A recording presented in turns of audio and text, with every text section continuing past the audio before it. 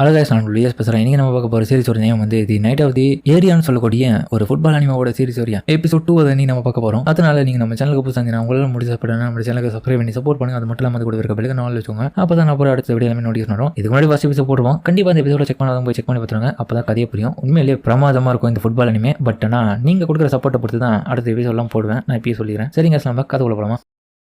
அதுக்கப்புறம் பார்த்தா மேட்சும் இப்போ பலமாக ஆரம்பிச்சிருக்கேன். நம்ம ஹீரோவை நம்பர் 4 வந்து பிளாக் பண்ணியிருக்கான். ஹீரோவை விளையாட விடக்கூடாதுன்னு பண்ணிட்டு இருக்காங்கப்பா. ஆமா, பட் இருந்தாலுமே பரவாயில்ல. டிஃபென்சிவ்ல மிடில் ஃபீல்டரா யூகே இருக்கான். ஓப்பன் ஸ்பேஸ்ல கண்டிப்பா நம்ம சுகேருக்கு வாய்ப்பு கிடைச்சான். அவன் பாஸ் பண்ற பால் யாருக்கு போவோம்னா கண்டிப்பா நம்ம ஐசாவாக்கு தான் போவோம். ஏங்க இவ்வளவு விஷயம் சொல்றீங்க, இப்போ நீங்க யாரு? நான் தான் இந்த டீமோடைய மேனேஜர் இப்போ அப்படின்ற மாதிரி அவங்களும் சொல்ல. அதுக்கப்புறம் பார்த்தா நம்ம ஐசாவா கிட்ட இருக்கிற பாலை வந்து வாங்குறது பார்க்க, பட் ஆனால் விட மாட்டானுங்க. யூகேவும் நம்ம ஐசாவா கிட்ட இருந்து பாலை வாங்குறதுக்கு பார்ப்பான். யோசிக்கிறான் லெஃப்டா லைட்டான். அப்புறம் பார்த்தா கேப்ல பாலை போட்டுருவான். அந்த பால் கண்டிப்பா இப்போ ககேரி கிட்ட தான் போக போதுன்னு சொல்ல ககேரி கிட்ட பால் போன அடுத்த செகண்டே பார்த்து இவனுக்கு விடக்கூடாதுன்னு போறாங்க. என்னோட பக்கம் ஹீரோ சமவேகமா போயிட்டு பிடிக்கலான்னு பார்ப்பான். ஆனா சொதப்பிடுவான். பால் வந்து வெளியே போயிடும். அட கடவுளே, ரொம்ப கிட்ட போயிடும். சரியா சொன்னீங்க. கண்டிப்பா வந்து ஏன்னா 2 மீட்டர் ரீச் பண்ணிதான் அவனே தோத்துருப்பான் வெளியே. உண்மையிலே சொல்றேன், இவன் இருக்கிற வச்சும் நம்மளுடைய டீம் வந்து உருப்படாது. ககேரிவால அந்த பால் எல்லாம் ரீச் பண்ண முடியாது. ஏன் தான் நீங்க அவனுக்கு சப்போர்ட் பண்ணிருக்கீங்களா அப்படி நிச்சயமாவும் இவனுக்கு கலைக்க கோட்டா இன்னொரு பக்கம் கடுப்பா வரும். இன்னொரு பக்கம் ஹீரோவுடைய அண்ணங்கரணும் எங்க பாரு, அடுத்த முறை உனக்கு தான் பாஸ் பண்ணுவேன், அடுத்த முறை விட்டுறாது. சரி ஓகே அப்படின்ற மாதிரி கோவத்தோட திரும்பி ஆடத்துக்காக தயாரா இருக்கான். ஹீரோக்கு அண்ணங்கார திரும்பி பால பாஸ் பண்ண நம்ம திரும்ப ஹீரோ கோட்டை விட்டுருவான். நிச்சயமா உன பக்கம் திருச்சிட்டு கோட்டை உன பக்கம் கடுப்பா.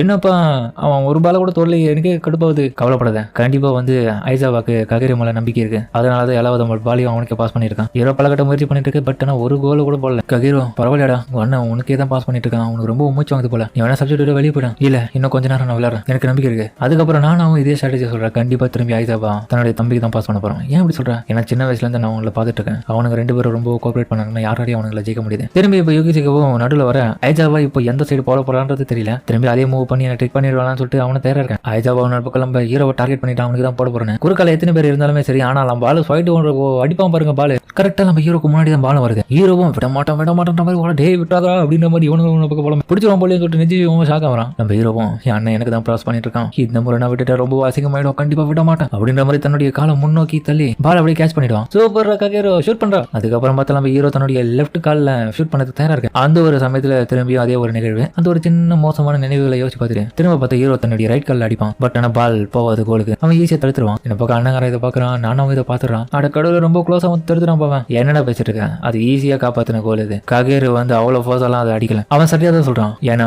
ககேரு வந்து தாங்கிட்டே இருந்த லெஃப்ட் ஹேண்ட் பால் வந்து லெஃப்ட் ஹேண்ட் சைடே அடிச்சிருக்கலாம். பட் ஆனால் அவன் ஏதோ ஒரு ரீசனுக்காக அதை தவிர்த்துட்டு ரைட் ஹேண்ட்ல அடிச்சதுனால அதோடைய ஃபுல் ஃபோர்ஸ் வந்து கம்மி ஆயிடுச்சு. இது லெஃப்ட் ஹேண்ட்ல அடிச்சிருந்தானே இன்னைக்கு கோல் போயிருக்கும். உண்மைதான்பா. அவன் இந்த மாதிரியான சூழ்நிலைக்கு வந்து தள்ளுறதுக்கான காரணமே இது மட்டும் கிடையாது. அவனால கோலும் போட முடியாது. காரணம் என்னன்னா, இதுக்கு முன்னாடியே அவன் விளையாடும் போதெல்லாம் நிறைய தடவை கோல் போடுறதுனால அவனுடைய பிரதர் வந்து சூப்பரா விளையாடுறான், இவன் இவ்வளவு மொக்கையா விளையாடுறது காரணத்துக்காக இவனுக்கு ஒரு நிக்நேமே கொடுக்க ஆரம்பிச்சாங்க. அது என்னன்னா மிஸ்டர் நோ கோலர். ககேரோவுக்கு இப்படி பேரான். என் பிரதருக்கு சீக்கிரமா போயிட்டு பாஸ் பண்ணி ஆகணும், சீக்கிரம்ன்ற மாதிரி ஹீரோ அதுக்கப்புறம் போராட. அதுக்கப்புறம் அவன் பாஸ் பண்ற பால ஹீரோவை கோல் போட பார்ப்பான். ஆனா கோல் போட மாட்டான். ஒன்னு கோல் போஸ்டோடைய கம்பத்துல போய் மாட்டிக்கும், இன்னொரு பக்கம் இல்லைன்னா செதறி போயிடும். லெஃப்ட் அடிச்சதுல அது பால் பறந்து போயிருது. நிஜசியமாவும் வேற லெவலில் பாஸ் பண்ணடா ஐதாவா, ஹோம் ரன் அடிச்சிடா அப்படின்ற மாதிரி இவனை கலைக்கு அடுத்த முறை அப்படின்ற மாதிரி ஹீரோவை யோசிச்சுட்டு இருக்க. ஆனா அண்ணன் காரணம் ஐதாவா நீ போயிட்டு ரெஸ்ட் எடு, நான் பாத்துக்கிறேன், நீ இதுக்கப்புறம் சப்ஸ்டிட்யூட் மாத்திக்கும். என்ன சொல்றேன்? இல்ல இதுக்கப்புறமா உன்னால கண்டிப்பா முடியாதுன்னு எனக்கு தெரிஞ்சு போச்சு. அதனால உன்னுடைய மேனேஜர் ஒர்க்கே நீ திரும்ப போய் பாரு. அப்புறம் இவனுக்கு சப்ஸ்டிட்யூட் ஷிகையோ நிதிஷிமா உள்ள வாடான்ற மாதிரி சொல்ல. அதுக்கப்புறம் அந்த பையனை போகும்போது விளத்தனமா சரிச்சுட்டு போறான். அப்புறம் கோட்டா நீ போய் லெஃப்ட் சைட் பேக்ல இருக்கு ஓகேன்ற மாதிரி. அதுக்கப்புறம் ஒன்னும் போக நிதிஷிமா போகும்போது டே உனக்குலாம் மேனேஜர் வேலை தானே கரெக்டா இருக்கும், நீ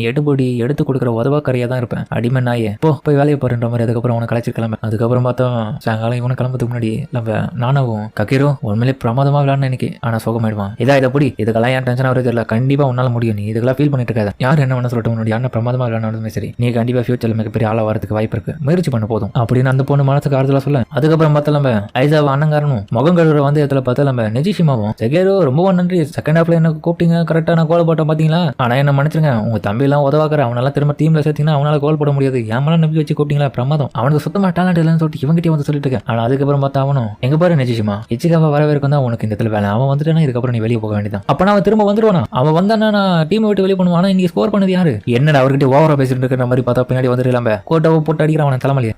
அவனை தப்பெல்லாம் சொல்லுது, அவனுக்கு கடந்த கால நினைவுகள் இருக்கு, அதனாலதான் அவன் சரியா விளையாட முடியல. என்னடா சொல்றேன்? ஆமா அவனுக்கும் அண்ணனுக்கும் நிறைய பழைய விஷயங்கள்லாம் இருக்கு அப்படின்ற மாதிரி அவன் சொல்ல. அதுக்கப்புறம் அவனுக்கு 2 பேரும் ஒருத்தர் பார்க்காம கிளம்புறாங்க வீட்டுக்கு. அதுக்கப்புறம் பார்த்தா நம்ம ஐசாவா கிட்ட நான் அவன் போயிட்டு தனியா கூப்பிட்டு பேசுறான். அவன் போயிட்டு பார்த்தா இவனுக்காக கொஞ்சம் விட்டு கொடுத்து பேசிட்டு இருக்கான்.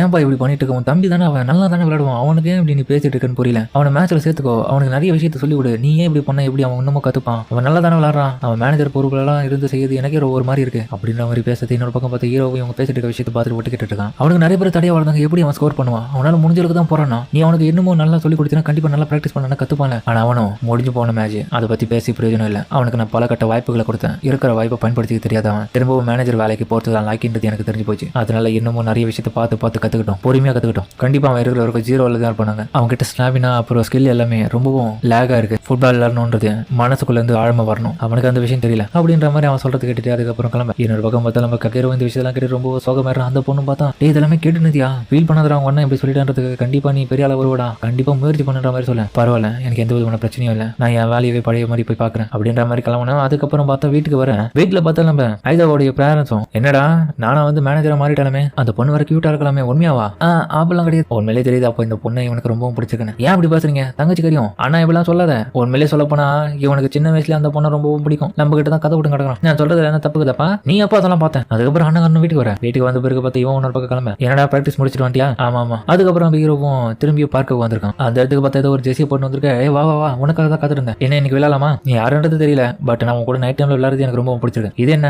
இதை பத்தி நீ கவலைப்படாத, இது என்னுடைய மிடில் ஸ்கூல்ல நான் இருக்கும்போது விளையாட 2 வருஷத்துக்கு முன்னாடி. அப்போ சில சம்பவங்கள் நடந்ததுனால அதுக்கப்புறம் நான் இதை யூஸ் பண்றது இல்ல. இருந்தாலும் வா விளையாடுவோம் சொல்லிட்டு அதுக்கப்புறம் அவங்க கூட ஜாலியா விளையாட. அதுக்கப்புறம் கொஞ்சம் ரெஸ்ட் எடுக்கிறதுல அவனுக்கு கொஞ்சம் தண்ணி கொடுக்குறான் ஹீரோவும். நீ யாருன்றது தெரியல, பட் நான் எனக்கு லெஃப்ட்ல தான் வீக்ன்றது தெரிஞ்சிருக்கு உனக்கு, அதை பயன்படுத்தி ஈஸியா கூட ஜெயிச்சிடல. அதுவும் என்ன ரீசன்னா எலிமெண்ட்ரி ஸ்கூல்ல நான் பிராக்டிஸ் பண்ணிட்டு இருக்க மேட்ச்ல வந்து என்னால ஒரு பையன் ரெகுலரா என் கூட விளையாடுறவனுக்கு லெஃப்ட் ஹேண்ட்ல நான் கிக் பண்ணும்போது அவனுக்கு இன்ஜுரி ஆயிடுச்சு பயங்கரமா. அதுல இருந்து எனக்கு அந்த சைடு விளையாடும் போதுல அவனுடைய ஞாபகம் தான் வருது. அதனாலேயே நான் எல்லா மேட்ச்லயும் சொதப்ப ஆரம்பிச்ச அப்புறமா அதுக்கப்புறம் விளையாடுறதே விட்டுட்டேன். பட் இருந்தாலும் அவங்க கூட விளையாட எனக்கு ரொம்ப சந்தோஷம் தருதியா அப்படின்ற மாதிரி அவன் சொல்லிட்டு இருக்கு. அதுக்கப்புறம் பார்த்தா அவன் கையை பிடிச்சி நெஞ்சில கையை வைக்கிறான். இந்த விஷயத்தை பார்க்கும்போது அவனுடைய அண்ணனுடைய ஞாபகம் வர. அண்ணங்கால சமயம் விளையாடுற. இன்னொரு பக்கம் பார்த்தா ஒரு நிமிஷம் நீ அப்படின்ற மாதிரி அவன் ஷாக். அதுக்கப்புறம் பார்த்தா பாலை கொடுத்துட்டு அவன் ஓடிடுவான். ஏன் இப்படி பண்ற? அதுக்கப்புறம் பார்த்தா ஹீரோவும் வீட்டுக்கு வர. அந்த இடத்துல அண்ணங்காரன் என்னடா கன்வீனியன்ஸ் ஸ்டோருக்கு திரும்பி போயிட்டு வர மாதிரி கேட்க. உங்ககிட்ட தானே கேட்டு இருக்கான், என்ன பண்ணிட்டு இருக்கேன்? அப்புறம் அந்த இடத்துல வந்து இவன் தான்ற விஷயத்த வந்து அவனுக்கு ஏதோ ஒரு லைட்டா சந்தேகத்தின் பேர்ல இவன் மேல கோவப்படுறான். எதுக்கட தேவையில்லாம என்கிட்ட இந்த மாதிரியான விளையாட்டுல விளையாட்டு இருக்கேன், நான் உங்ககிட்ட வந்து விளையாட சொல்லி கேட்டேன் அப்படின்ற மாதிரி சண்டை போட. இன்னொரு பக்கம் இவனுக்கு கொஞ்சம் மன கஷ்டமாயிடுது. இதனாலேயே பார்த்தா அதுக்கப்புறம் தங்கச்சிக்காரையும் வந்து தடுத்து விடுறேன். ஹீரோ அதுக்கப்புறம் கோவத்தோட கிளம்பிட்டு தன்னோட ரூமுக்கு.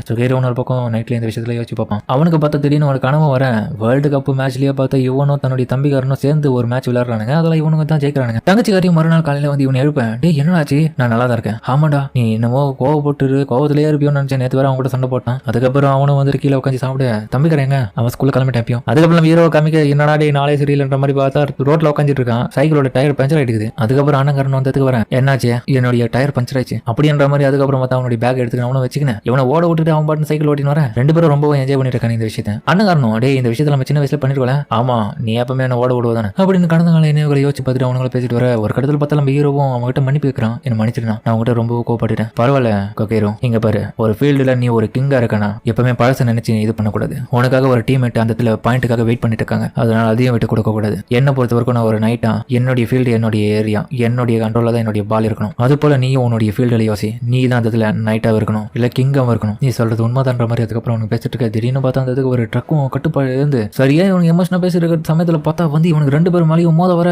அண்ணங்காரன் பார்த்தா தம்பிக்காரனை காப்பாத்திடுவான். அதுக்கப்புறம் ஆம்புலன்ஸ் வர வச்சிருக்காங்க. அந்த இடத்துல நம்ம நானாவும் அந்த வழியா போயிட்டு இருக்கும் போது பார்த்தா சைக்கிள் கவுந்து கிடக்குது. இன்னொரு பக்கம் அந்த இடத்துல பேக் சதறி கிடக்க. இது எங்க ஸ்கூலோடைய பேக் ஆச்சு, யாரா இருக்குன்னு சொல்லிட்டு போய் பார்க்க அந்த ஆள்களை பார்த்துட்டு ஷாக் ஆயிடுவா. சுகேரு ககேரு அப்படின்ற மாதிரி அவ்வளவு ஷாக் ஆயிடுவேன். அதோட இந்த எபிசோட முடிப்பாங்க. சரிங்க, இந்த வீடியோ பிடிச்சிருந்தா கமெண்ட் சொல்லுங்க. மறக்காம இந்த வீடியோ எல்லாம் பிடிச்சிருந்தா அடுத்த வீடியோ வேணுமா இல்லைன்னு சொல்லுங்க, நானும் பார்த்து தெரிஞ்சுக்கிறேன். சரிங்க, சமத்தோட இந்த வீடியோ முடிச்சுப்பேன்.